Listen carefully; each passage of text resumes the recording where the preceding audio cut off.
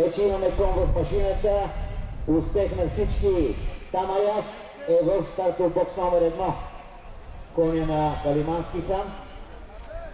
С 2 след него е, преди малко видяхте, Борнео, но този път като че ли без проблеми в машината, за разлика тук пред нас.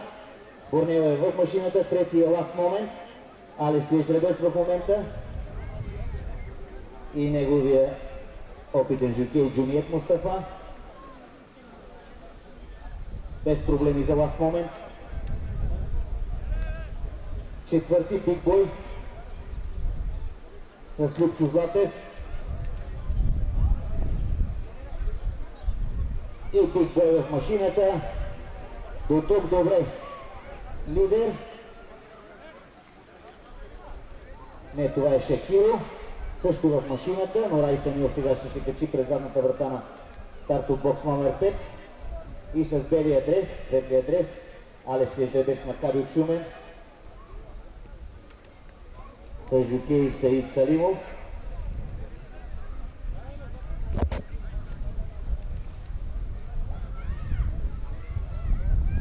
Да не предизвиквам съдбата, но очудващо бързо влязат в младите конец този път.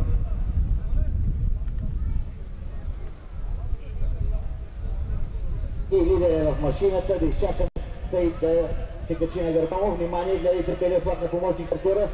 Хронометрите. Готови?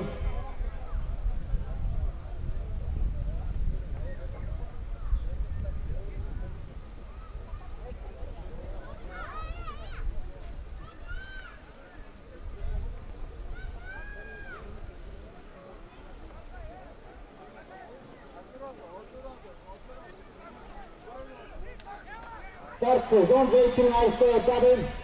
Групата се поведе от Борнео с жокей Зенел Хасанов. На втора и трета позиция са конете на Калимански хан. Тамаяс е ласт момент, води Борнео, следван от Тамаяс. Третия ласт момент, четвърти е Биг Бой. На пета позиция Шакиро. Лидер е последен за сега, води Борнео. Жокей Хасанов на втора позиция Тамаяс, третия ласт момент.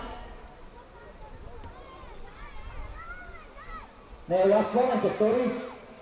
Има смена на позицията на конете на Калимански хан. Води Борнео. Атака от бързата страна Шакиро на Нургай Камил.